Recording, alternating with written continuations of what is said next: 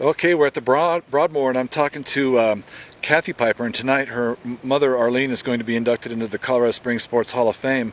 Arlene was the first U.S. marathon runner, and she did that in 1959 in the Pikes Peak Marathon. But what a lot of people don't know was that Kathey was 9 years old that day and joined her mom on the trip to the summit of Pikes Peak. And Kathey, maybe you can just share some memories of that day and what all that was like. I'd like to do that. We were starting with 19 different people, Yeah. 19 men Yeah. and 3 women. Yeah. And we were standing in front of the line. It was a cold morning, Yeah. so we had our jackets on, tied around our waist, Yeah. getting ready to go, and off we all went and into the forest. And Yeah. my dad was probably a couple of feet behind us, Yeah. following, and we're going along. I was only going to go to bar camp. Okay. And Mom was, of course, going to go to the top and Yeah. had a choice to go to the top and turn around and, Yeah. and continue. So going through the mountains, it was really beautiful. I hadn't gone much further than No Name Creek, because Yeah. that's where the parents would drop us off, and Yeah. they would continue. So passing there and going up towards bar camp, Dad said, "How do you feel?" I said, "I'm feeling pretty good." Mom was probably about 15 minutes ahead of us. And Okay. he said, "You want to keep going and maybe we can catch her?" Yeah. And I said, "Okay, Yeah. let's go. I'm feeling pretty good." So we kept continuing on, and we get up to, I don't know how far in it was, and I was starting to get a little tired, and he just would say, "Well, it's just a little bit further. Do you want to go? It's just a little bit further." Getting up to about Timberline, it was, felt a little dizzy. Yeah.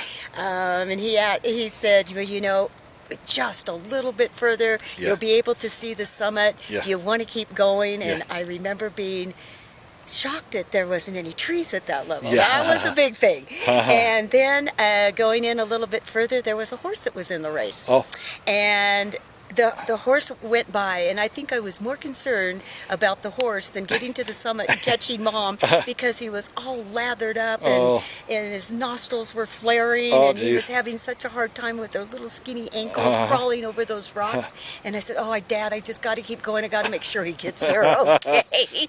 So going up, and I could finally, after going over the boulders, being very little, there's a lot of rocks, it Yeah. didn't look like much trail at all. Yeah. And going over the boulders, I could actually start to see the summit. And as I'm getting further, Mom's coming back down, Yep. waving to her, and then continuing on. And I actually don't remember the crowd Yeah. waving as they Yeah. had said in the newspaper, but Yeah. I do remember getting to the top and being very tired and actually seeing the horse going back down. Oh, my so gosh. I knew he was okay, and Yeah. then I felt okay, and knowing Mom Yeah. was okay going down, that it was quite a spectacular view from up at the top. I must say, for a little gal, Yeah. to think that looking down that I had gone that far Yeah. and made it to the top. Yeah. And remembering Dad behind me going, "Well, when we pass somebody, tell them, isn't it a beautiful day for a race?" Yeah. And